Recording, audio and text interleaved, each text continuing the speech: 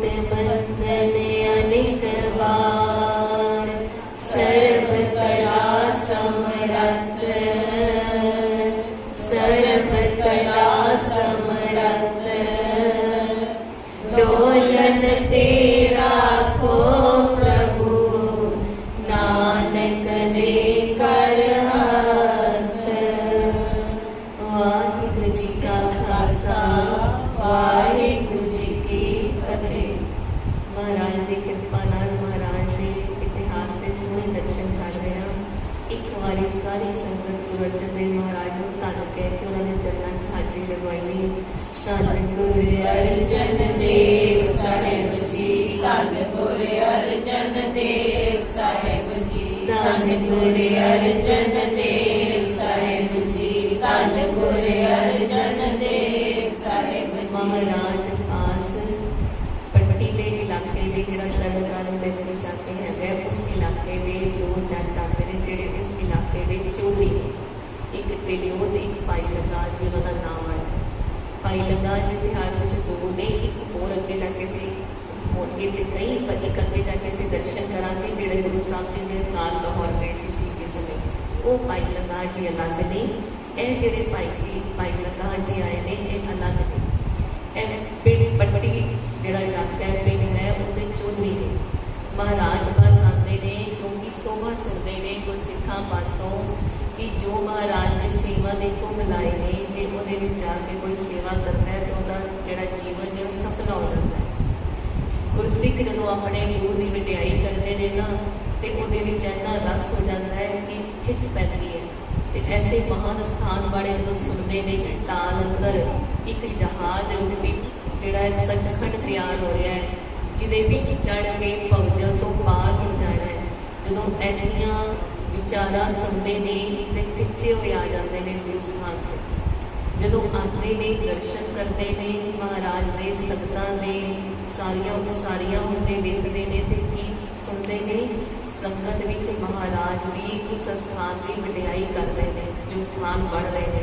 ਮਹਾਰਾਜ ਕੀ ਕਹਿ ਰਹੇ ਨੇ, ਪਹਿਲੇ ਗੁਰਸਿੱਖਾਂ ਪਾਸੋਂ ਤੇ ਸੁਣ ਕੇ ਆਏ ਨੇ ਕਿ ਜੋ ਸਰੋਵਰ ਦੀ ਜੋ ਹਰਿਮੰਦਰ ਸਾਹਿਬ ਦੀ ਸੇਵਾ ਕਰੇਗਾ ਉਹਦੀ ਕਲਿਆਣ ਹੋਵੇਗੀ, ਤੇ ਜਿਹੜਾ ਮਾਇਆ ਲਗਾਏਗਾ ਨਾ ਮਾਇਆ ਨਾਲ ਸੇਵਾ ਕਰੇਗਾ, ਮਹਾਰਾਜ ਕਹਿੰਦੇ ਨੇ ਗੁਰਸਿੱਖ ਕਹਿੰਦੇ ਕਿ ਮਹਾਰਾਜ ਕਹਿੰਦੇ ਨੇ ਉਹਦੀ ਕੁੱਲ ਦੀ ਵੀ ਕਲਿਆਣ ਹੋਏਗੀ।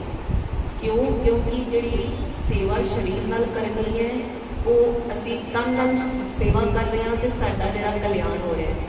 जिहड़ा तन दे नाल प्लस एक माया भी लगा रहे हैं, माया कित्थे लगानी सी जे गुरु घर नाल लगाते थे अपने कुल के परिवार ते लगानी सी। ते महाराज कहते जे माया नाल भी सेवा करते हैं तो फिर कुल की भी कल्याण प्राप्त करते हैं।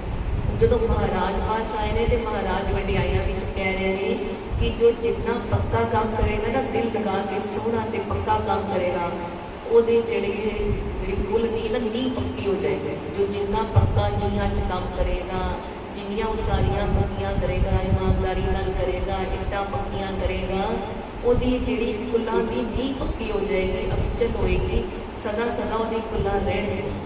ऐसा जो महाराज कह रहे ना, महाराज के मुख तो सुनना तो फिर होर ही सच, सच गुरु के मुख तो जो उपदेश सच सुनीदा है उसका प्रभाव कुछ होर ही होता है। दोनों ने ना सलाह करके सेवा आरंभ कर दी। जो सेवावां आरंभ कीतियां अपने तन उत्ते सफला कर रहे हैं, अपने तन राही ते सेवा कर ही रहे हैं। एक नवी गल होर कीती कि पैसा है चौधरी ने ते आप पैसे खर्च करके मजदूरां नूं ला लिता ते वो मजदूरां पासों भी सेवा करानी शुरू कर दी। कि महाराज ने की कहा कि जो माया राही भी सेवा करेगा वो कुल का उद्धार होए। तो हुण माया राही भी सेवा हो रही है तो अपने शरीर राही भी सेवा हो रही है, तो जिहड़ी सुरत है वो गुरसिखां दे प्रभाव विच गुरु पिता जी की शरण विच शब्द विच जुड़ती जा रही है। ऐसा रंग लग रहा है कि लो जी को भाई लंगा जी को कि घर वापस जाने का चित ही नहीं करता। अवस्था बहुत सोहनी बनी जा रही है। महाराज के प्रेम के शरदा के भरोसे के गूढ़े रंग चढ़ रहे हैं। महाराज जी सारियां करा रहे हैं अपनी निगरानी एक एक चीज़ का ध्यान करके। भाई जी परिक्रमा बनानी है वह लैवल तो कुल का लैवल एको जिहा रखना है।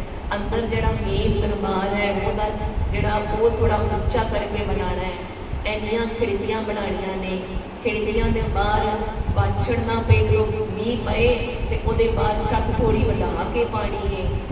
ਜਿਹੜੀ ਰਾਗੀ ਸਿੰਘ ਜਦੋਂ ਕੀਰਤਨ ਕਰਨਗੇ ਅੰਦਰ ਬੈਠ ਕੇ ਭਗਤ ਜਨ ਜਦੋਂ ਕੀਰਤੀ ਕਰਨਗੇ ਉਹਦੀ ਆਵਾਜ਼ ਦੀ ਗੂੰਜ ਹੋਏ, ਆਵਾਜ਼ ਮਿੱਠੀ ਹੋਏ।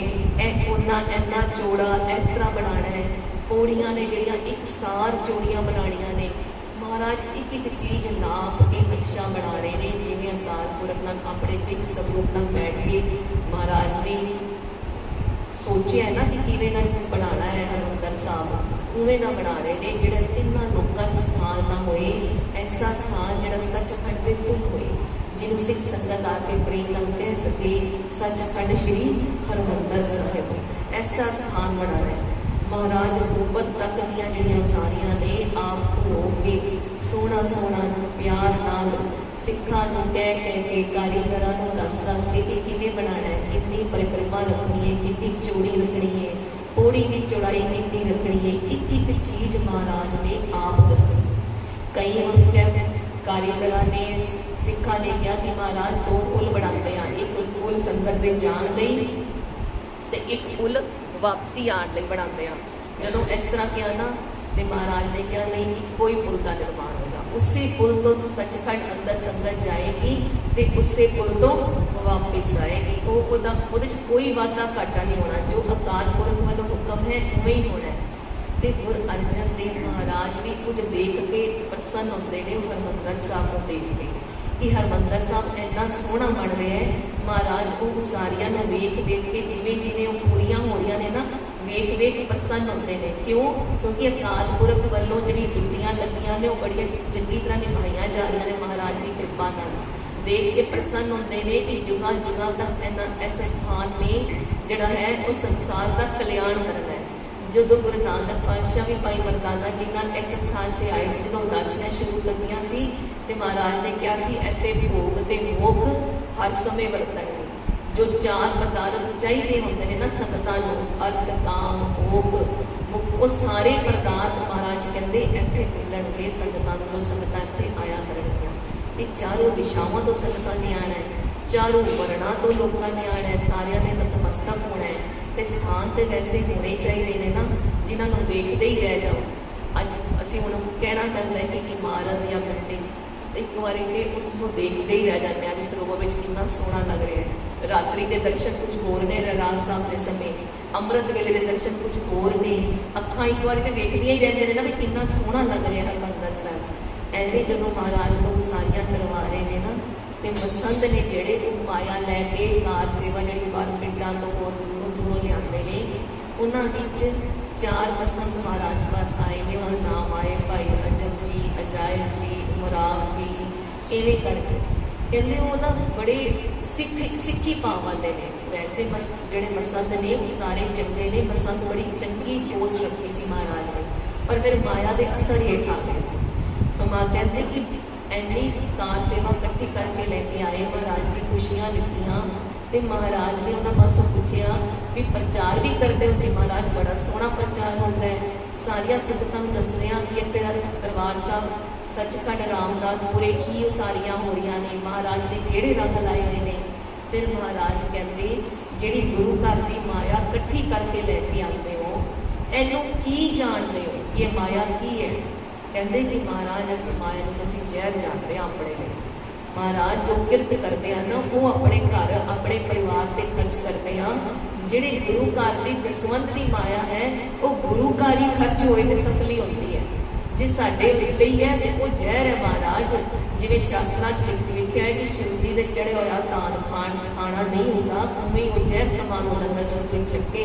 ਕੁਛ ਐਵੇਂ ਬਿਰਤਾਂਤ ਹੈ, ਉਹਨਾਂ ਦੀ ਉਦਾਹਰਣ ਦੇ ਕੇ ਕਹਿੰਦੇ ਕਿ ਮਹਾਰਾਜ ਅਸੀਂ ਇਹਨੂੰ ਜ਼ਹਿਰ ਸਮਾਨ ਸਮਝਦੇ ਹਾਂ। ਮਹਾਰਾਜ ਦੀ ਬੜੀ ਖੁਸ਼ੀ ਹੋਈ ਕਿ ਮਹਾਰਾਜ ਨੇ ਕਿਹਾ ਕਿ ਜੋ ਗੁਰੂ ਘਰ ਦਾ ਪੈਸਾ ਜਿਹਦੇ ਵਿੱਚ ਕੋਈ ਇਮਾਨਦਾਰੀ ਨਾ ਰੱਖੇ, ਵੀ 100 ਰੁਪਏ ਇਕੱਠੇ ਹੋਏ ਆ ਕੇ 50 ਰੁਪਏ ਘਰ ਨਾ ਗੋਲਕ ਵਿੱਚ ਪਾਏ, ਜਿਸ ਤਰ੍ਹਾਂ ਵੀ ਕੋਈ ਇਮਾਨਦਾਰੀ ਨਹੀਂ ਰੱਖੀ ਤੇ ਮਹਾਰਾਜ ਕਹਿੰਦੇ ਉਹ ਆਪਣੀ ਜ਼ਹਿਰ ਕਿਹੜੀ ਹੈ? ਜ਼ਹਿਰ ਜਿਹੜਾ ਉਹ ਸਰੀਰ ਨੂੰ ਚੜ੍ਹਦਾ, ਸਰੀਰ ਦਾ ਨਾਸ ਕਰਦਾ।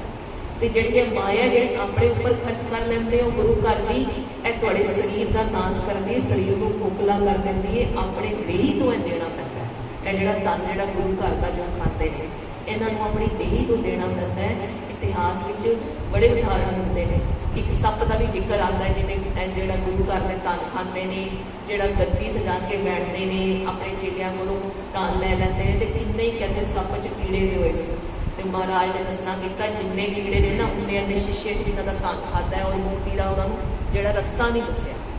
ਗੁਰੂ ਝੂਠੇ ਗੁਰੂ ਬਣ ਕੇ ਬੈਠੇ, ਮੁਕਤੀ ਦਾ ਰਸਤਾ ਦੱਸਿਆ। ਉਹਨਾਂ ਦਾ ਵੀ ਸਰੀਰ ਬੜਾ ਉਵੇਂ ਤੜਪਦਾ ਹੈ ਹਰ ਜੁਨੀ ਵਿੱਚ, ਤੇ ਜਿਹੜਾ ਗੁਰੂ ਘਰ ਦਾ ਧਨ ਖਾਂਦੇ ਨੇ ਉਹਨਾਂ ਨੂੰ ਵੀ ਆਪਣੀ ਦੇਹੀ ਤੋਂ ਦੇਣਾ ਪੈਂਦਾ ਹੈ। ਮਹਾਰਾਜ ਨੇ ਬੜੀਆਂ ਹੀ ਖੁਸ਼ੀਆਂ ਦਿੱਤੀਆਂ ਉਹਨਾਂ ਮਸੰਦਾਂ ਨੂੰ, ਕਿਹਾ ਜਾਓ ਹੋਰ ਖੁਸ਼ਬੂ ਫੈਲਾਓ। ਇੱਧਰ ਜਿਹੜੇ ਭਾਈ ਰੰਗਾ ਜੀ ਨੇ ਤੇ ਭਾਈ ਢਿੱਲੋਂ ਜੀ ਨੇ, ਇਹਨਾਂ ਨੂੰ ਇੰਨਾ ਰੰਗ ਲੱਗ ਰਿਹਾ ਕਿ ਮੁਕਤ ਜਿਹੜੀ ਅਵਸਥਾ ਹੈ ਨਾ, ਮੁਕਤ ਪੁਰਖ ਦੀ ਉਹ ਅਵਸਥਾ ਜਿਹੜੀ ਹੈ ਉਹ ਇਹਨਾਂ ਦੀ ਬਣ ਰਹੀ ਹੈ। ਉਹ ਸਾਰੀਆਂ ਗੁੰਬਦ ਤੱਕ ਪਹੁੰਚ ਗਈਆਂ ਮਹਾਰਾਜ ਦੀਆਂ। ਦਿਨ ਰਾਤ ਸਿੱਖ ਬੜੀ ਸ਼ਰਧਾ ਨਾਲ ਦੌੜ ਕੇ ਕੰਮ ਕਰ ਰਹੇ ਨੇ। ਜਿੰਨਾ ਸਮਾਂ ਉਸ ਸਮੇਂ ਦੇ ਸਾਧਨਾਂ ਦੇ ਅਨੁਸਾਰ ਲੱਗਣਾ ਚਾਹੀਦਾ ਸੀ ਨਾ, ਉਸ ਤੋਂ ਬਹੁਤ ਘੱਟ ਸਮਾਂ ਲੱਗਿਆ ਮਹਾਰਾਜ ਦੀ ਨਿਗਰਾਨੀ ਵਿੱਚ। ਕਹਿੰਦੇ 2 ਸਿੱਖ ਮਹਾਰਾਜ ਪਾਸ ਹੋਰ ਆਏ, ਭਾਈ ਚੱਜਰ ਜੀ, ਭਾਈ ਕੰਨੂ ਜੀ, ਉਹਨਾਂ ਦੇ ਨਾਂ ਵਿੱਚ ਆ ਕੇ ਬੜੀ ਨਿਮਰਤਾ ਸਹਿਤ ਬੇਨਤੀ ਕੀਤੀ, ਮਹਾਰਾਜ ਸਾਡੀ ਕਲਿਆਣ ਦਾ ਮਾਰਗ ਦੱਸੋ, ਜਿਹਦੇ ਨਾਲ ਸ਼ੀਘਰਤਾ ਨਾਲ ਸਾਡੀ ਕਲਿਆਣ ਹੋਵੇ। ਕਲਿਆਣ ਦਾ ਅਰਥ ਕੀ ਹੁੰਦਾ ਹੈ? ਕਲਿਆਣ ਇੱਥੇ ਵੀ ਕਲਿਆਣ ਕਿ ਕੋਈ ਦੁੱਖ ਰੋਗ ਨਾ ਹੋਏ, ਤੇ ਜਿਹੜੀ ਵਸਤ ਸਾਨੂੰ ਚਾਹੀਦੀ ਉਹ ਸਾਨੂੰ ਪ੍ਰਾਪਤ ਹੋਵੇ। ਤੇ ਕਲਿਆਣ ਉੱਥੇ ਵੀ ਕਲਿਆਣ ਕਿ ਜਿਹੜੀ ਵਸਤ ਉੱਥੇ ਚਾਹੀਦੀ ਹੈ ਨਾ ਮਰਨ ਤੋਂ ਬਾਅਦ, ਉਹ ਵੀ ਪ੍ਰਾਪਤ ਹੋਏ, ਤੇ ਉੱਥੇ ਵੀ ਸਾਨੂੰ ਕੋਈ ਜਮਾਂ ਦੀ ਮਾਰ ਨਾ ਸਹਿਣੀ ਪਏ। ਕਲਿਆਣ ਦੋਨਾਂ ਲੋਕਾਂ ਵਿੱਚ ਕਲਿਆਣ ਹੁੰਦਾ ਹੈ। ਕਹਿੰਦੇ ਮਹਾਰਾਜ ਕੋਈ ਕਲਿਆਣ ਦਾ ਜਿਹੜਾ ਮਾਰਗ ਦੱਸੋ, ਜਿਹੜਾ ਸ਼ੀਘਰਤਾ ਨਾਲ ਕਲਿਆਣ ਹੋਵੇ। ਮਹਾਰਾਜ ਨੇ ਕਿਹਾ ਕਿ ਇਸ ਸੁਦਾ ਸਰੋਵਰ ਅੰਮ੍ਰਿਤਸਰ ਵਿੱਚ ਇਸ਼ਨਾਨ ਕਰੋ। ਇਸ਼ਨਾਨ ਕਰਕੇ ਬਾਣੀ ਦੇ ਨਾਲ ਸੰਗਤ ਵਿੱਚ ਜੁੜ ਜਾਓ, ਬਾਣੀ ਦੇ ਵਿਚਾਰ ਕਰੋ, ਵਿਚਾਰ ਅਨੁਸਾਰ ਫਿਰ ਜੀਵਨ ਵਿੱਚ ਉਹਨੂੰ ਲਿਆਉਣ ਦਾ ਯਤਨ ਕਰੋ। ਗੁਰਸਿੱਖਾਂ ਦੀ ਟਹਿਲ ਕਰੋ, ਗੁਰਸਿੱਖਾਂ ਦੀ ਸੇਵਾ ਕਮਾਓ। ਇੱਥੇ ਜਿਹੜੀਆਂ ਸੇਵਾਵਾਂ ਹੋਈਆਂ ਨੇ, ਸੇਵਾ ਵਿੱਚ ਜਿਹੜਾ ਹੈ ਉਹ ਆਪਣਾ ਜੀਵਨ ਸਫਲਾ ਕਰੋ। ਜਿਹੜਾ ਵੀ ਵਿਕਾਰ ਤੰਗ ਕਰਦਾ ਹੈ ਨਾ, ਕੋਈ ਵਿਕਾਰ ਤੰਗ ਕਰਦਾ ਹੈ ਬਦੋਬਦੀ, ਉਹ ਅੱਗੇ ਨਹੀਂ ਵਧਣ ਦਿੰਦਾ, ਉਸ ਵਿਕਾਰ ਦੇ ਪ੍ਰਤੀ ਅਰਦਾਸ ਕਰਕੇ ਮਹਾਰਾਜ ਦੇ ਦਰ ਤੇ ਸੇਵਾ ਕਰੋ। ਚਾਹੇ ਝਾੜੂ ਦੀ ਸੇਵਾ ਕਰਨੀ ਸ਼ੁਰੂ ਕਰ ਦਿਓ, ਕਹਿੰਦੇ ਉਹ ਵਿਕਾਰ ਜਾਣਾ ਸ਼ੁਰੂ ਹੋ ਜਾਂਦਾ ਹੈ, ਉਹ ਵਿਕਾਰ ਫਿਰ ਤੰਗ ਨਹੀਂ ਕਰਦਾ। ਮਹਾਰਾਜ ਕਹਿੰਦੇ ਸੇਵਾ ਟਹਿਲ ਕਰੋ, ਬਾਣੀ ਨਾਲ ਚਿੱਤ ਜੋੜੋ, ਸਰੋਵਰ ਵਿੱਚ ਇਸ਼ਨਾਨ ਕਰੋ, ਤੇ ਨਿਮਰਤਾ ਨਾਲ ਜਿਹੜੀ ਸੇਵਾ ਕਰੋ, ਨਿਮਰਤਾ ਧਾਰਨ ਕਰੋ ਸਾਰੀ ਸੰਗਤ ਵਿੱਚ ਬੈਠ ਕੇ। ਮਹਾਰਾਜ ਨੇ ਐਸਾ ਉਪਦੇਸ਼ ਦਿੱਤਾ। ਫਿਰ ਮਹਾਰਾਜ ਨਾ ਹੋਰ ਰੰਗ ਵਿੱਚ ਆ ਗਏ। ਰੰਗ ਵਿੱਚ ਆ ਕੇ ਮਹਾਰਾਜ ਬੜੀ ਗੁਪਤ ਗੱਲ, ਕੁਝ ਗੱਲ ਦੱਸਦੇ। ਮਹਾਰਾਜ ਕਹਿੰਦੇ ਜਦੋਂ ਸਾਡੇ ਪਿਤਾ ਜੀ ਸੀ ਨਾ, ਉਹਨਾਂ ਨੂੰ ਬੁਲਾ ਕੇ ਨਾਨਾ ਗੁਰੂ ਜੀ ਨੇ ਜਾਣੀ ਕਿ ਜਾਣੋ ਕਿ ਧੰਨ ਗੁਰੂ ਰਾਮਦਾਸ ਮਹਾਰਾਜ ਨੂੰ, ਚੌਥੇ ਪਾਤਸ਼ਾਹ ਨੂੰ, ਤੀਸਰੇ ਪਾਤਸ਼ਾਹ ਨੇ ਬੁਲਾ ਕੇ ਕਿਹਾ ਸੀ। ਕਹਿੰਦੇ ਸਾਡੇ ਗੁਰੂ ਪਿਤਾ ਜੀ ਨੂੰ, ਧੰਨ ਗੁਰੂ ਰਾਮਦਾਸ ਮਹਾਰਾਜ ਨੂੰ, ਸਾਡੇ ਨਾਨਾ ਗੁਰੂ ਜੀ ਨੇ, ਧੰਨ ਗੁਰੂ ਅਮਰਦਾਸ ਮਹਾਰਾਜ ਜੀ ਨੇ ਆਪਣੇ ਵਿਕਾਸ ਸੱਦ ਕੇ ਕਿਹਾ ਕਿ ਇੱਕ ਐਸੇ ਸਥਾਨ ਦਾ ਨਿਰਮਾਣ ਕਰਨਾ ਹੈ ਜਿਹੜਾ ਜੁਗੋਂ ਜੁਗਾਂ ਤੱਕ ਅਟਕ ਹੋਵੇ। ਐਸਾ ਤੀਰਥ ਉਜਾਗਰ ਕਰਨਾ ਹੈ, ਬਣਾਉਣਾ ਹੈ, ਜਿੱਥੇ ਸੰਗਤਾਂ ਆ ਕੇ ਆਪਣਾ ਕਲਿਆਣ ਹੋ ਸਕਣ। ਮਹਾਰਾਜ ਕਹਿੰਦੇ ਕਿ ਤੀਸਰੇ ਪਾਤਸ਼ਾਹ ਕਹਿੰਦੇ ਜਿਹੜੇ ਕਲਯੁਗੀ ਜੀਵ ਨੇ ਨਾ, ਇਹ ਵਿਚਾਰਿਆਂ ਦੀ ਜਿਹੜੀ ਮੱਤ ਹੈ ਨਾ, ਇਹ ਮੋਟੀ ਹੈ, ਇਹਨਾਂ 'ਚ ਸੂਖਸ਼ਮ ਗੱਲ ਨਹੀਂ ਆਉਂਦੀ। ਜਿਹੜੇ ਪਹਿਲੇ ਯੁੱਗਾਂ ਵਿੱਚ ਜੀਵ ਸੀ ਉਹਨਾਂ ਦੀ ਮੱਤ ਬੜੀ ਸੋਹਣੀ ਤੇ ਸੂਖਸ਼ਮ ਹੁੰਦੀ ਸੀ। ਜਿਹੜੇ ਹੁਣ ਜੀਵ ਨੇ ਇਹ ਖੋਟੀ ਮੱਤ ਇਹਨਾਂ ਵਿੱਚ ਜ਼ਿਆਦਾ ਹੈ, ਇਹ ਗੁਰਮਤ ਨੂੰ ਧਾਰਨ ਨਹੀਂ ਕਰਦੇ। ਫਿਰ ਇਹਨਾਂ ਵਿਚਾਰਿਆਂ ਦੀ ਆਰਜਾ ਵੀ ਘੱਟ ਹੈ, ਆਯੂ ਘੱਟ ਹੈ। ਪਹਿਲੇ ਯੁੱਗਾਂ ਵਿੱਚ ਆਯੂ ਜ਼ਿਆਦਾ ਹੁੰਦੀ ਸੀ। ਫਿਰ ਮਹਾਰਾਜ ਕਹਿੰਦੇ, ਤੀਸਰੇ ਪਾਤਸ਼ਾਹ ਕਹਿੰਦੇ ਇਹਨਾਂ ਪਾਸ ਜਿਹੜੇ ਪਦਾਰਥ ਨੇ ਨਾ, ਉਹ ਵੀ ਨਕਲੀ ਤੇ ਖੋਟੇ ਨੇ। ਅੱਜ ਕੱਲ੍ਹ ਕਿੰਨੀ ਮਿਲਾਵਟ ਹੈ ਹਰ ਪਦਾਰਥ ਵਿੱਚ। ਇਹਨਾਂ ਦਾ ਸਰੀਰ ਵੀ ਉਵੇਂ ਦਾ ਸਵਸਥ ਨਹੀਂ ਰਹਿੰਦਾ, ਇਹਨਾਂ ਦੀ ਆਰਜਾ ਵੀ ਘੱਟ ਹੈ, ਇਹਨਾਂ ਦੀ ਜਿਹੜੀ ਮੱਤ ਹੈ ਉਹ ਵੀ ਚੰਗੀ ਨਹੀਂ ਹੈ। ਤੇ ਇਹਨਾਂ ਵਿਚਾਰਿਆਂ ਨੂੰ ਜ਼ਿਆਦਾ ਕਲਿਆਣ ਦੀ ਲੋੜ ਹੈ ਨਾ। ਜਿਹੜਾ ਜ਼ਿਆਦਾ ਗਰੀਬ ਹੋਏਗਾ ਉਹਨੂੰ ਜ਼ਿਆਦਾ ਦਾਨ ਦੀ, ਜ਼ਿਆਦਾ ਸੁੱਖ ਦੀ, ਜ਼ਿਆਦਾ ਦੀ ਲੋੜ ਹੈ। ਮਹਾਰਾਜ ਉਨੇ ਹੀ ਕਈ ਜਿਹੜੇ ਗੁਰੂ ਸਾਹਿਬ ਹੁੰਦੇ ਨੇ ਨਾ, ਉਹ ਐਸੇ ਕਰੁਣਾਮਈ ਹੁੰਦੇ ਨੇ। ਕਰੁਣਾ ਦਾ ਗੁਣ ਉਹਨਾਂ ਵਿੱਚ ਹੁੰਦਾ ਹੈ। ਕਰੁਣਾ ਦਾ ਗੁਣ ਕਿਵੇਂ ਦਾ ਹੁੰਦਾ ਹੈ? ਜਿੰਨਾ ਮੈਲਾ ਬੱਚਾ ਹੈ ਨਾ, ਉਹਨੂੰ ਦੇਖ ਕੇ ਉਨਾ ਹੀ ਜ਼ਿਆਦਾ ਤਰਸ ਆਉਂਦਾ ਤੇ ਉਨੀ ਜਲਦੀ ਸਾਫ਼ ਕਰਦੇ। ਕਲਯੁਗੀ ਜੀਵ ਅਸੀਂ ਜ਼ਿਆਦਾ ਮੈਲੇ ਹੋ ਗਏ ਹਾਂ। ਮਹਾਰਾਜ ਨੇ ਬੜੇ ਹੀ ਸੌਖਾ ਰਸਤਾ ਦੱਸਿਆ। ਕਹਿੰਦੇ ਐਸਾ ਤੀਰਥ ਉਜਾਗਰ ਕਰੋ ਜਿੱਥੇ ਜੋ ਇਸ ਦੇਸ਼ ਦੇ 68 ਤੀਰਥ ਨੇ ਨਾ, ਉਹਨਾਂ ਦਾ ਫਲ ਇੱਕੋ ਤੀਰਥ ਵਿੱਚ ਇਸ਼ਨਾਨ ਕਰਨ ਨਾਲ ਹੋ ਜਾਏ। ਕਹਿੰਦੇ ਦਰਬਾਰ ਸਾਹਿਬ ਜਿਹੜਾ ਸੱਚਖੰਡ ਮਹਾਰਾਜ ਨੇ ਉਜਾਗਰ ਕੀਤਾ, ਉੱਥੇ 68 ਤੀਰਥ ਸ਼ਰਨ ਵਿੱਚ ਰਹਿੰਦੇ ਨੇ। ਸਾਨੂੰ ਨਹੀਂ ਦਿਸ ਆਉਂਦੇ ਨਾ, ਮਹਾਰਾਜ ਨੂੰ ਦਿਸਦੇ ਨੇ। 68 ਤੀਰਥ ਦੇ ਉੱਤੇ ਸ਼ਰਨ ਵਿੱਚ ਰਹਿੰਦੇ ਹੀ ਰਹਿੰਦੇ ਨੇ। ਤਿੰਨਾਂ ਲੋਕਾਂ ਦੇ ਵੀ ਦੇਸ਼ਾਂ ਵਿਦੇਸ਼ਾਂ ਵਿੱਚ ਵੀ ਜਿੰਨੇ ਤੀਰਥ ਨੇ, ਧੰਨ ਗੁਰੂ ਅਮਰਦਾਸ ਮਹਾਰਾਜ ਕਹਿੰਦੇ ਐਸਾ ਤੀਰਥ ਬਣਾਉਣਾ ਹੈ ਜਿਹੜੇ ਸਾਰੇ ਤੀਰਥਾਂ ਦਾ ਨਾਥ ਹੋਵੇ। ਜਦੋਂ ਹੋਰ ਕਲਯੁਗ ਦਾ ਸਮਾਂ ਹੋਏ, ਬਾਕੀ ਸਾਰੇ ਤੀਰਥ ਜਿਹੜੇ ਲੁਪਤ ਅਲੋਪ ਹੋਣ ਲੱਗ ਜਾਣ, ਪਰ ਇੱਕ ਤੀਰਥ ਕਦੀ ਵੀ ਅਲੋਪ ਨਾ ਹੋਏ, ਉਹ ਕਿਹੜਾ ਹੋਏ? ਸੁਦਾ ਸਰੋਵਰ ਅੰਮ੍ਰਿਤਸਰ ਸਾਹਿਬ। ਕਹਿੰਦੇ ਐਸਾ ਹੋਰ ਕਲਯੁਗ ਆਏਗਾ ਜਦੋਂ ਗੰਗਾ ਜੀ ਦਾ ਤੀਰਥ ਵੀ ਅਲੋਪ ਹੋਣ ਲੱਗ ਜਾਏਗਾ, ਤਾਂ ਵੀ ਜਿਹੜਾ ਹਰਿਮੰਦਰ ਸਾਹਿਬ ਦਾ ਜਿਹੜਾ ਤੀਰਥ ਹੈ ਇਹ ਇਉਂ ਹੀ ਅਚਲ ਬਣਿਆ ਰਹੇਗਾ। ਫਿਰ ਜਿਹੜੇ ਸਾਧੂ ਮਹਾਤਮਾ ਨੇ ਨਾ, ਸੰਤ ਮਹਾਪੁਰਸ਼ ਨੇ, ਉਹ ਦਰਬਾਰ ਸਾਹਿਬ ਦੀ ਸ਼ਰਨ ਲੈਣਗੇ, ਕਿਉਂਕਿ ਬਾਕੀ ਤੀਰਥ ਅਲੋਪ ਹੋ ਰਹੇ ਹੋਣਗੇ। ਐਸਾ ਘੋਰ ਕਲਯੁਗ ਹੋਏਗਾ ਤੇ ਮਹਾਰਾਜ ਕਹਿੰਦੇ ਉਹ ਸਮਾਂ ਆਏਗਾ ਜਦੋਂ ਦਰਬਾਰ ਸਾਹਿਬ ਦੇ ਆਸ-ਪਾਸ ਕਈ ਕੋਹਾਂ ਤੱਕ ਸੰਤ ਮਹਾਪੁਰਸ਼ ਤੇ ਭਗਤ ਜਨ ਹੀ ਰਹਿਣਗੇ, ਕਿਉਂਕਿ ਉਹ ਤੀਰਥ ਲੋਚਦੇ ਨੇ, ਐਸਾ ਸਥਾਨ ਲੋਚਦੇ ਨੇ ਜਿੱਥੇ ਭਗਤੀ ਕੀਤੀ ਜਾ ਸਕੇ। ਕਹਿੰਦੇ ਫਿਰ ਇਹ ਜਿਹੜਾ ਤੀਰਥ ਹੈ ਸਾਰੇ ਤੀਰਥਾਂ ਦਾ ਨਾਮ ਹੋਏਗਾ। ਇੱਕ ਤੀਰਥ ਤੇ ਇਸ਼ਨਾਨ ਕਰਨ ਨਾਲ, ਨਾਮ ਜਪਣ ਨਾਲ, ਸੰਗਤ ਕਰਨ ਨਾਲ 68 ਤੀਰਥਾਂ ਦੇ, ਤਿੰਨਾਂ ਲੋਕਾਂ ਦੇ ਤੀਰਥਾਂ ਦਾ ਫਲ ਪ੍ਰਾਪਤ ਹੋਵੇ, ਜਿਹੜਾ ਸਾਰੇ ਤੀਰਥਾਂ ਦਾ ਨਾਥ ਹੋਵੇ, ਜਿੱਥੇ ਸਾਰੇ ਤੀਰਥਾਂ ਨੇ ਆ ਕੇ ਸ਼ਰਨ ਲੈਣ, ਐਸਾ ਤੀਰਥ ਬਣਾਉਣਾ ਹੈ। ਧੰਨ ਗੁਰੂ ਅਮਰਦਾਸ ਮਹਾਰਾਜ ਕਹਿੰਦੇ ਫਿਰ ਮੇਰੇ ਗੁਰੂ ਪਿਤਾ ਜੀ ਨੂੰ ਇਸ ਸਥਾਨ ਦੀਆਂ ਨਿਸ਼ਾਨੀਆਂ ਦੱਸੀਆਂ ਕਿ ਗੁਰੂ ਨਾਨਕ ਪਾਤਸ਼ਾਹ ਜਿੱਥੇ ਗਏ ਸੀ। ਫਿਰ ਇੱਥੇ ਆ ਕੇ ਧੰਨ ਗੁਰੂ ਰਾਮਦਾਸ ਮਹਾਰਾਜ ਨੇ ਉਸਾਰੀਆਂ ਖੁਦਾਈ ਸ਼ੁਰੂ ਕਰਵਾਈ, ਤੇ ਜਿਹੜੇ ਹੁਣ ਇਹ ਉਸਾਰੀਆਂ ਹਰਿਮੰਦਰ ਸਾਹਿਬ ਤੱਕ ਪਹੁੰਚ ਗਈਆਂ ਨੇ। ਇਹ ਐਸਾ ਸਰੋਵਰ ਹੈ ਜਿੱਥੇ ਇਸ਼ਨਾਨ ਕਰਨ ਲਈ ਗੁਰੂ ਅਰਜਨ ਦੇਵ ਮਹਾਰਾਜ ਕਹਿ ਰਹੇ ਨੇ ਕਿ ਇੱਥੇ ਇਸ਼ਨਾਨ ਕਰੋ ਭਰੋਸੇ ਨਾਲ, ਆਪਣੀ ਕਲਿਆਣ ਚਾਹੁੰਦੇ ਹੋ ਤੇ ਫਿਰ ਸੰਗਤ ਵਿੱਚ ਜਾ ਕੇ ਇਸ਼ਨਾਨ ਕਰੋ, ਮਨ ਦਾ ਸੰਗਤ ਵਿੱਚ ਨਾਮ ਜਪੋ। ਮਹਾਰਾਜ ਨੇ ਐਸੇ ਸ਼ਬਦ ਜਿਹੜੇ ਬਾਣੀ ਉਚਾਰੀ ਜਿਹੜੇ ਸੰਗਤਾਂ ਨੂੰ ਨਿਹਾਲ ਕਰਦੇ। ਮਹਾਰਾਜ ਕਹਿੰਦੇ ਉਦਮ ਕਰਤ ਮਨ ਨਿਰਮਲ ਹੁਆ। ਉਦਮ ਕਰੋ, ਸੇਵਾ ਦਾ ਉਦਮ ਕਰੋ, ਸੰਗਤ ਵਿੱਚ ਆਉਣ ਦਾ ਉਦਮ ਕਰੋ। ਹਰ ਮਾਰਗ ਚਲਤ ਪਰਮ ਸਦਲਾ ਹੋਇਆ। ਜਦੋਂ ਇਸ ਮਾਰਗ ਤੇ ਚੱਲਦੇ ਆ ਸਾਰੇ ਭਰਮਾਂ ਦਾ ਨਾਸ ਹੋ ਜਾਂਦਾ ਹੈ। ਮਹਾਰਾਜ ਕਹਿੰਦੇ ਕਿ ਐਸਾ ਫਿਰ ਨਾਮ ਜਿਹੜਾ ਉਹ ਸਤਿਗੁਰੂ ਸੁਣਾਉਂਦੇ ਨੇ, ਨਾਮ ਨਿਧਾਨ ਸਤਿਗੁਰੂ ਸੁਣਾਇਆ। ਜਿਹੜੇ ਸਾਰੇ ਰੋਗ ਨੇ ਨਾ ਉਹ ਸਾਰੇ ਦੇ ਸਾਰੇ ਨਾਸ਼ ਹੋ ਜਾਂਦੇ ਨੇ। ਮਹਾਰਾਜ ਆਪਣੇ ਵਰਗਾ ਬਣਾ ਲੈਂਦੇ ਨੇ ਕਿ ਮਹਾਰਾਜ ਦੀ ਕੈਸੀ ਅਵਸਥਾ ਹੈ? ਰੋਗ ਰਹਿਤ ਮੇਰਾ ਸਤਿਗੁਰੂ ਜੋਗੀ। ਮਹਾਰਾਜ ਕਹਿੰਦੇ ਫਿਰ ਸਾਰੇ ਰੋਗਾਂ ਦਾ ਨਾਸ਼ ਹੋ ਜਾਂਦਾ ਹੈ। ਸੇਵਾ ਕਰਨ ਲਈ ਪਹਿਲੇ ਉਦਮ ਆਪਣੇ ਮਨ 'ਚ ਨਿਸ਼ਚਾ ਕਰੋ, ਸੰਗਤ ਵਿੱਚ ਆਉਣ ਲਈ ਆ ਕੇ ਫਿਰ ਸ਼ਬਦ ਨਾਲ ਜੁੜੋ, ਸੰਗਤ ਵਿੱਚ ਸੇਵਾ ਕਰੋ। ਫਿਰ ਜਦੋਂ ਸੇਵਾ ਕਰਦੇ ਆ ਕੇ ਸੰਗਤ ਕਰਦੇ ਆ, ਮਹਾਰਾਜ ਦਾ ਕੀਰਤਨ ਰੂਪੀ ਪਾਠ ਵਿੱਚ ਵਿਚਾਰਾਂ ਵਿੱਚ ਸ਼ਬਦ ਸੁਣਦੇ ਆ, ਉਹਦੇ ਨਾਲ ਸੁਰਤ ਜੋੜੋ। ਉਹਦੇ ਉੱਪਰ ਮਹਾਰਾਜ ਕਹਿੰਦੇ ਚੱਲ ਰਹੇ ਸ਼ਬਦ ਦੀ ਵਿਚਾਰ ਕਰੋ, ਉਹਦੇ ਅਨੁਸਾਰ ਫਿਰ ਜੀਵਨ ਜੀਣ ਦਾ ਯਤਨ ਕਰੋ।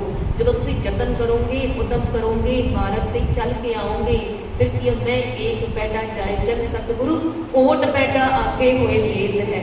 ਮਹਾਰਾਜ ਕਹਿੰਦੇ ਫਿਰ ਸਾਰੇ ਭਰਮਾਂ ਦਾ ਨਾਸ ਕਰਨਾ ਮੇਰੀ ਜ਼ਿੰਮੇਵਾਰੀ, ਸਾਰੇ ਲੋਕਾਂ ਦਾ ਨਾਸ ਕਰਨਾ ਮੇਰੀ ਜ਼ਿੰਮੇਵਾਰੀ। ਫਿਰ ਮੈਂ ਕਰਾਂਗਾ ਉਹ ਕੰਮ, ਉਹ ਮਹਾਰਾਜ ਦਾ ਕੰਮ ਹੈ, ਉਹਦੀ ਚਿੰਤਾ ਨਹੀਂ ਕਰਨੀ। ਮਹਾਰਾਜ ਆਪਣਾ ਕੰਮ ਪੂਰਾ ਪਰਫੈਕਟ ਕਰਦੇ ਨੇ। ਸਾਨੂੰ ਸਿਰਫ ਆਪਣੇ ਉਦਮ ਦੀ, ਅਰਦਾਸਾਂ ਦੀ ਚਿੰਤਾ ਕਰਨੀ ਕਿ ਅਸੀਂ ਸ਼ਰਨ ਵਿੱਚ ਲੱਗੇ ਰਹੀਏ, ਮਹਾਰਾਜ ਨੂੰ ਬੇਨਤੀਆਂ ਕਰਦੇ ਰਹੀਏ।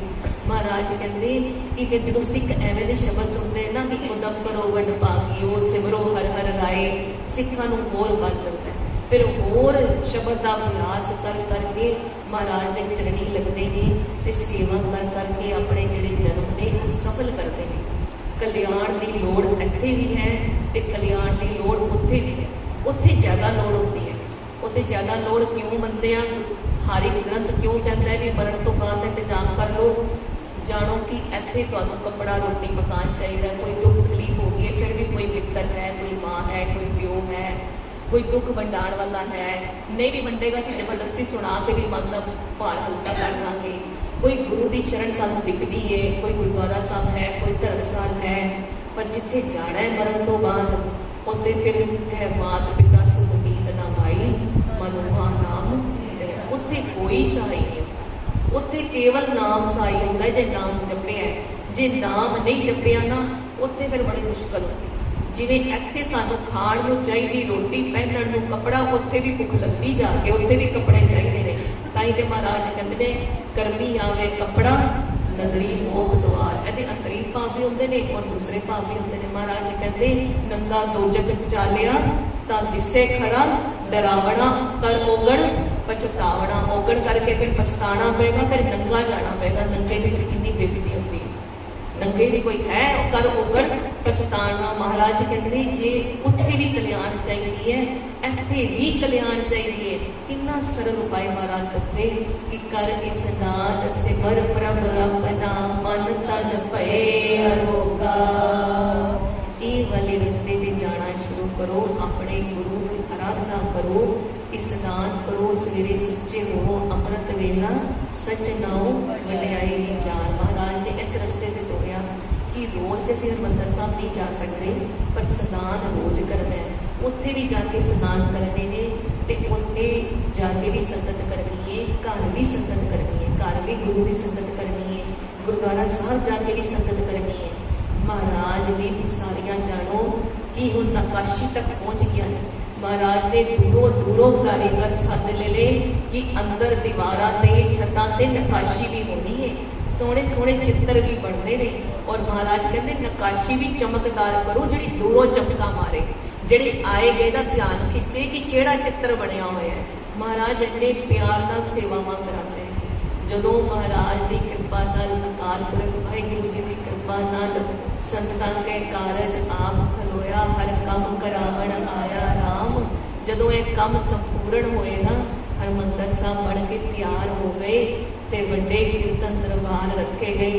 ਮਹਾਰਾਜ ਨੇ ਕਿਹਾ ਖੁੱਲੀਆਂ ਦੇਗਾਂ ਬਣਾਓ, ਬੜੇ ਵੱਡੇ ਪੱਧਰ ਤੇ ਲੰਗਰ ਪ੍ਰਸ਼ਾਦ ਤਿਆਰ ਕਰੋ। ਦੂਰੋਂ ਦੂਰੋਂ ਸੰਗਤਾਂ ਬੜੇ ਚਾਅ ਨਾਲ ਆਈਆਂ ਨੇ ਕਿ ਅੱਜ ਜਿਹੜੀਆਂ ਨੇ ਨਾ ਸਮਝੋ ਕਿ ਜਿਵੇਂ ਚੱਟ ਕਰਨੀ ਹੁੰਦੀ ਨਾ ਮਕਾਨ ਦੀ, ਕਿ ਅੱਜ ਤੇ ਗੁਰੂ ਘਰ ਮਹਾਰਾਜ ਨੇ ਆਪ ਕੀਰਤਨ ਕਰਨਾ ਹੈ ਹਰਿਮੰਦਰ ਸਾਹਿਬ ਅੰਦਰ ਸੱਚਖੰਡ ਵਿਖੇ ਸੱਜ ਕੇ। ਤੇ ਫਿਰ ਮਹਾਰਾਜ ਦੀਵਾਨ ਸਜਾਉਂਦੇ ਨੇ। ਆਪ ਗੁਰੂ ਅਰਜਨ ਦੇਵ ਮਹਾਰਾਜ ਕੀਰਤਨ ਕਰਦੇ ਨੇ ਪ੍ਰਭ ਹਰ ਮੰਦਰ ਸੋਹਣਾ, ਪ੍ਰਭ ਹਰ ਮੰਦਰ ਸੋਹਣਾ, ਤਿਸ ਮਹਿ ਮਾਣਕ ਲਾਲ, ਤਿਸ ਮਹਿ ਮਾਣਕ ਲਾਲ,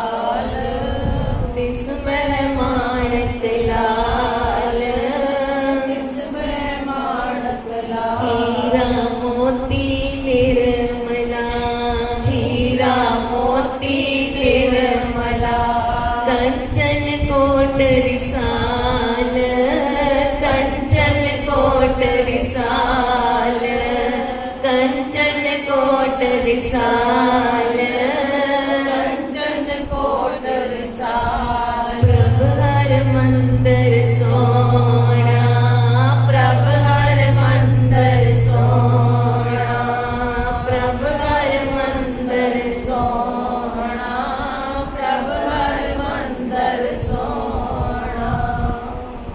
ਧੰਨ ਗੁਰੂ ਅਰਜਨ ਦੇਵ ਮਹਾਰਾਜ ਦੀ ਸ਼ਰਨ ਵਿੱਚ ਬੈਠ ਕੇ ਸਾਰੀ ਸੰਗਤ ਕੀਰਤਨ ਦਾ ਆਨੰਦ ਮਾਣ ਰਹੀ ਹੈ। ਮਹਾਰਾਜ ਇੰਨੀ ਕਿਰਪਾ ਦੇ ਕਰਨੇ ਅਰਦਾਸ ਤੋਂ ਬਾਅਦ ਜੋ ਸਮਾਪਤੀ ਹੁੰਦੀ ਖੁੱਲੀ ਦੇਗਾ ਵਰਤਦੀਆਂ। ਮਹਾਰਾਜ ਸਾਰੀ ਸੰਗਤ ਤੇ ਆਪਣੀ ਮਿਹਰ ਭਰੀ ਦ੍ਰਿਸ਼ਟੀ ਪਾਉਂਦੇ ਤੇ ਸਾਰਿਆਂ ਦੀ ਝੋਲੀਆਂ ਭਰਦੇ। ਕਿਉਂ? ਕਿਉਂਕਿ ਸਾਰੀ ਸੰਗਤਾਂ ਨੇ ਬੜੀ ਵੱਧ ਚੜ ਕੇ ਜਿੰਨਾ ਜਿਹਦਾ ਸਮਰਥਾ ਸੀ ਉਸ ਤੋਂ ਜ਼ਿਆਦਾ ਹੋ ਕੇ ਸੇਵਾ ਕਰਨ ਦੇ ਯਤਨ ਕੀਤੇ ਨੇ ਤੇ ਮਹਾਰਾਜ ਸਭ ਦੀਆਂ ਝੋਲੀਆਂ ਭਰਦੇ। ਮਹਾਰਾਜ ਕਿਰਪਾ ਕਰੋ, ਸੰਗਤ ਅੱਜ ਵੀ ਤੁਹਾਡੀ ਸ਼ਰਨ 'ਚ ਬੈਠੀ ਹੈ, ਤੁਹਾਨੂੰ ਯਾਦ ਕਰਦੀ ਹੈ ਕਿ ਤੁਸੀਂ ਉਸ ਦਿਨ ਕਿਵੇਂ ਦਾਤਾਂ ਵੰਡੀਆਂ ਸੀ। ਅੱਜ ਵੀ ਵੰਡੋ ਗੁਰੂ ਪਿਤਾ ਜੀਓ। ਜੋ ਮੰਗੇ ਠਾਕੁਰ ਆਪਣੇ ਤੇ, ਜੋ ਮੰਗੇ ਠਾਕੁਰ ਆਪਣੇ ਤੇ, ਸੋਈ ਸੋਈ ਦੇਵੇ, ਸੋਈ ਸੋਈ ਦੇਵੇ ਜੀ, ਸੋਈ ਸੋਈ ਦੇਵੇ, ਸੋਈ ਸੋਈ ਦੇਵੇ। ਨਾਨਕ ਦਾਸ ਮੁਖ ਤੇ ਜੋ ਬੋਲੇ, ਨਾਨਕ ਦਾਸ ਮੁਖ ਤੇ ਜੋ ਬੋਲੇ, ਇਹਾ ਹੁਆ ਸਚ ਹੋਵੇ, ਇਹਾ ਹੁਆ ਸਚ ਹੋਵੇ, ਇਹਾ ਹੁਆ ਸਚ ਹੋਵੇ, ਇਹਾ ਹੁਆ ਸਚ ਹੋਵੇ। ਜੋ ਦਾਤ ਚਾਹੀਦੀ ਹੈ ਨਾ ਮਹਾਰਾਜ ਅੱਜ ਸਭ ਨੂੰ ਦਾਤਾਂ ਦੇ ਰਹੇ ਨੇ। ਭਾਈ ਬਹਿਲੋ ਜੀ ਸਭ ਤੋਂ ਪਹਿਲੇ, ਭਾਈ ਬਹਿਲੋ ਜੀ ਮਹਾਰਾਜ ਕਹਿੰਦੇ ਪਹਿਲੀ ਇੰਨੀ ਚੜ੍ਹਦੀ ਕਲਾ ਤੁਹਾਨੂੰ ਕੀ ਦਈਏ। ਜਿੰਨੀਆਂ ਸੰਸਾਰ ਵਿੱਚ ਮਹਾਰਾਜ ਕਹਿੰਦੇ ਕਿ ਬਈ ਉਹ ਸ਼ਕਤੀਆਂ ਨੇ ਤੁਹਾਡੀ ਚਰਣੀ ਬਿਠਾ ਦੀਏ। ਭਾਈ ਲਹਿਲੋ ਜੀ ਤੁਹਾਡੀ ਜਿਹੜੀ ਜਗ੍ਹਾਵਾਂ ਨੇ ਉਹ ਤੇ ਤੁਹਾਨੂੰ ਦਾਤਾਂ ਨੇ ਪਹਿਲੇ ਹੀ ਇੰਨੀਆਂ ਦਿੱਤੀਆਂ ਹੋਈਆਂ ਨੇ। ਸਭ ਦੀ ਮਹਾਰਾਜ ਨੇ ਚੜ੍ਹਦੀ ਕਲਾ ਕੀਤੀ। ਭਾਈ ਭਗਤੂ ਜੀ ਆਪ ਜੀ ਨੂੰ ਕੀ ਦਈਏ? ਮਹਾਰਾਜ ਨੇ ਭਾਈ ਭਗਤੂ ਜੀ ਨੂੰ ਕਿਹਾ ਕਿ ਜਿੰਨੀਆਂ ਗੁਪਤ ਤਾਕਤਾਂ ਨੇ ਨਾ ਸਾਰੀਆਂ ਉਹ ਤੁਹਾਡੀ ਚਰਣੀ ਲੱਗਣਗੀਆਂ। ਤੁਹਾਡੇ ਜਿਹੜੇ ਇਲਾਕੇ ਵਿੱਚ ਹੈ ਨਾ ਉਸ ਇਲਾਕੇ ਵਿੱਚ ਤੁਹਾਡੀ ਤੁਸੀਂ ਪੂਜਨੀਕ ਹੋਵੋਗੇ, ਜਿਵੇਂ ਗੁਰੂ ਪਿਤਾ ਜੀ ਨੇ ਕਿਹਾ ਸੀ। ਕਹਿੰਦੇ ਉਸ ਸਮੇਂ ਉੱਤਰ ਦਿਸ਼ਾ ਦੀ ਜਿਹੜੀਆਂ ਤਾਕਤਾਂ ਸੀ ਨਾ ਮਹਾਰਾਜ ਪਾਸ ਹੱਥ ਬੰਨ੍ਹ ਕੇ ਖੜੀਆਂ ਹੁੰਦੀਆਂ, ਮਹਾਰਾਜ ਸਾਨੂੰ ਆਪਣੀ ਸ਼ਰਨ ਵਿੱਚ ਰੱਖੋ। ਕਈ ਵਾਰ ਹੁੰਦਾ ਨਾ ਕਿ ਅਸੀਂ ਕਿਸੇ ਨੂੰ ਕਹਿ ਰਹੇ ਹਾਂ ਤੁਸੀਂ ਹੁਣ ਉਹਦੀ ਸੇਵਾ ਕਰਕੇ, ਉਸ ਤਾਕਤਾਂ ਕਹਿੰਦੀਆਂ ਮਹਾਰਾਜ ਸਾਨੂੰ ਆਪਣੀ ਸ਼ਰਨ ਵਿੱਚ ਰੱਖੋ। ਫਿਰ ਮਹਾਰਾਜ ਨੇ ਨਾ ਹੱਸ ਕੇ ਮੁਸਕਰਾ ਕੇ ਕੀ ਕਿਹਾ? ਉੱਤਰ ਦਿਸ਼ਾ ਦੀ ਤਾਕਤਾਂ ਨੂੰ ਛੱਡ ਕੇ ਬਾਕੀ ਤਿੰਨਾਂ ਦਿਸ਼ਾ ਦੀ ਤਾਕਤਾਂ ਤੁਹਾਡੇ ਪਾਸ, ਜਾਓ ਕੰਬਲੀ ਵਿਛਾ ਕੇ ਬੈਠ ਜਾਓ, 10ਵੇਂ ਜਾਮੇ ਵਿੱਚ ਵਾਪਸ ਲਵਾਂਗੇ। ਫਿਰ ਮਹਾਰਾਜ 10ਵੇਂ ਜਾਮੇ ਵਿੱਚ ਭਾਈ ਭਗਤੂ ਜੀ ਦੇ ਪਰਿਵਾਰ ਵਿੱਚ ਦੁਬਾਰਾ ਜਾਂਦੇ ਪਿੰਡੇ ਸੀ। ਅਸੀਂ ਬਹੁਤ ਪਹਿਲੇ ਸੰਗਤ ਕੀਤੀ ਸੀ ਨਾ, ਭਾਈ ਭਗਤੂ ਜੀ ਦੀ ਨੌਂ ਦਾ ਅਸੀਂ ਸੁਣਿਆ ਸੀ ਇਤਿਹਾਸ, ਅਗਰ ਆਪ ਜੀ ਨੂੰ ਯਾਦ ਹੋਵੇ। ਮਹਾਰਾਜ ਨੇ ਐਸੀ ਕਿਰਪਾ ਕੀਤੀ। ਫਿਰ ਭਾਈ ਬਾਬਾ ਬੁੱਢਾ ਸਾਹਿਬ ਜੀ ਦੇ ਨਜ਼ਰ ਜਾਂਦੀ। ਬਾਬਾ ਬੁੱਢਾ ਸਾਹਿਬ ਜੀ ਤੁਹਾਨੂੰ ਕੀ ਦੇਈਏ? ਤੁਸੀਂ ਤੇ ਵੱਡੇ ਗੁਰੂਆਂ ਤੋਂ ਸੇਵਾ ਕਰ ਰਹੇ ਹੋ, ਤੁਸੀਂ ਤੇ ਆਪ ਹੀ ਸਭ ਨੂੰ ਦਾਤਾਂ ਦੇਣ ਵਾਲੇ ਹੋ, ਤੁਹਾਨੂੰ ਕੀ ਦੇਈਏ? ਬਾਬਾ ਬੁੱਢਾ ਸਾਹਿਬ ਜੀ ਦੇ ਹੱਥ ਜੁੜੇ, ਕੁਝ ਨਿਕਲੇ ਹੀ ਨਾ ਕਿ ਸਾਰੇ ਗੁਰਸਿੱਖਾਂ ਦੀ ਅਵਸਥਾ ਕੀ ਹੋ ਚੁੱਕੀ ਹੈ ਕਿ ਕੁਝ ਮੰਗਣ ਦਾ ਚਿੱਤ ਹੀ ਨਹੀਂ ਕਰਦਾ। ਸਾਰਿਆਂ ਵਿੱਚ ਤੇ ਹੈ ਮਹਾਰਾਜ ਦੀ ਕਿਰਪਾ ਨਾਲ। ਕੀ ਮੰਗੀਏ ਮਹਾਰਾਜ? ਬਸ ਆਪ ਜੀ ਦੇ ਚਰਨ ਨੇ ਜਿਹੜੇ ਹਿਰਦੇ ਵਿੱਚ ਵਸੇ ਰਹਿਣ। ਦਇਆ ਕਰੋ ਬਸੋ ਮਨਾਏ ਮੋਹਿ ਨਿਰਗੁਣ ਲੀਜੈ ਲੜਨਾਇਆ। ਤੇ ਭਾਈ ਬੁੱਢਾ ਸਾਹਿਬ ਜੀ ਨੂੰ ਮਹਾਰਾਜ ਕਹਿੰਦੇ ਅਬਚਲ ਨੀਵ ਧਰੀ ਗੁਰੂ ਨਾਨਕ ਨਿਤ ਨਿਤ ਚੜ੍ਹੇ ਸਵਾਈ। ਜਿਹੜੀ ਅਰਦਾਸ ਵਿੱਚ ਮੰਗੀਆਂ ਹੋਈਆਂ ਸੀ ਨਾ ਕਿ ਇਸ ਸਥਾਨ ਦੀ ਸ਼ੋਭਾ ਨਿਤ ਨਿਤ ਸਵਾ ਗੁਣਾ ਹੋਰ ਵੱਧਦੀ ਰਹੇਗੀ, ਹਰ ਸਮੇਂ ਵੱਧੇਗੀ। ਕਹਿੰਦੇ ਬਾਬਾ ਬੁੱਢਾ ਸਾਹਿਬ ਜੀ ਤੁਹਾਡੀ ਵਡਿਆਈ ਵੀ ਵੱਧਦੀ ਰਹੇ। ਜਿਵੇਂ ਜਿਵੇਂ ਦਰਬਾਰ ਸਾਹਿਬ ਦੀ ਸ਼ੋਭਾ ਵੱਧਦੀ ਜਾ ਰਹੀ ਹੈ ਉਵੇਂ ਉਵੇਂ ਬਾਬਾ ਬੁੱਢਾ ਸਾਹਿਬ ਜੀ ਦੀ ਸਥਾਨ ਦੀ ਸ਼ੋਭਾ ਵੱਧਦੀ ਜਾ ਰਹੀ ਹੈ ਨਾ। ਕਹਿੰਦੇ ਹੋਰ ਕੀ ਬਰਕਤ ਦਈਏ? ਤੁਹਾਡੇ ਪਾਸ ਸਭ ਕੁਝ ਹੈ। ਜਿਵੇਂ ਜਿਵੇਂ ਦਰਬਾਰ ਸਾਹਿਬ ਦੀ ਸ਼ੋਭਾ ਵਧੇਗੀ ਬਾਬਾ ਬੁੱਢਾ ਸਾਹਿਬ ਜੀ ਆਪ ਜੀ ਦੀ ਵਡਿਆਈ ਉਵੇਂ ਦਿਨੋਂ ਦਿਨ ਵੱਧਦੀ ਜਾਏਗੀ, ਸਵਾਇਆ ਹੀ ਹੁੰਦੀ ਜਾਏਗੀ। ਐਵੇਂ ਮਹਾਰਾਜ ਅੱਜ ਸਭ ਨੂੰ ਬਰਕਤਾਂ ਵੰਡ ਰਹੇ, ਕਿਉਂਕਿ ਅੱਜ ਸਾਰੀਆਂ ਪੂਰੀਆਂ ਹੋਈਆਂ ਨੇ ਤੇ ਹਰਿਮੰਦਰ ਸਾਹਿਬ ਬੈਠ ਕੇ ਗੁਰੂ ਸਾਹਿਬ ਨੇ ਆਪ ਕੀਰਤਨ ਦਰਬਾਰ ਸਜਾਏ ਨੇ। ਧੰਨ ਗੁਰ ਅਰਜਨ ਦੇਵ ਸਾਹਿਬ ਜੀ, ਧੰਨ ਗੁਰ ਅਰਜਨ ਦੇਵ ਸਾਹਿਬ ਜੀ, ਧੰਨ ਗੁਰ ਅਰਜਨ ਦੇਵ ਸਾਹਿਬ ਜੀ, ਧੰਨ ਗੁਰ ਅਰਜਨ ਦੇਵ ਸਾਹਿਬ ਜੀ, ਧੰਨ ਗੁਰ ਅਰਜਨ ਦੇਵ ਸਾਹਿਬ ਜੀ, ਧੰਨ ਗੁਰ ਅਰਜਨ ਦੇਵ ਸਾਹਿਬ ਜੀ। ਜਪਿਓ ਜਿਨ ਅਰਜਨ ਦੇਵ ਗੁਰੂ, ਜਪਿਓ ਜਿਨ ਅਰਜਨ ਦੇਵ ਗੁਰੂ। ਫਿਰ ਸੰਕਟ ਜੋ ਨ ਕਰਬ ਨਾ ਆਇਓ, ਫਿਰ ਸੰਕਟ ਜੋ ਨ ਕਰਬ ਨਾ ਆਇਓ। ਜਪਿਓ ਜਿਨ ਅਰਜਨ ਦੇਵ ਗੁਰੂ, ਜਪਿਓ ਜਿਨ ਅਰਜਨ ਦੇਵ ਗੁਰੂ। ਜੂਨ ਤੇ ਨਿਸ਼ਾਨ ਰਹੇ ਮਨ ਮਹਾਰਾਜ, ਸੱਚ ਤੇ ਦੀਵਾਨ ਰਹੇ ਗੁਰੂ ਮਹਾਰਾਜ। ਵਾਹਿਗੁਰੂ ਜੀ ਕਾ ਖਾਲਸਾ, ਵਾਹਿਗੁਰੂ ਜੀ ਕੀ ਫਤਿਹ। ਰਾਮ ਕਲੀ ਮਹੱਲਾ ਤੀਜਾ। ਆਨੰਦ ਇੱਕ ਓੰਕਾਰ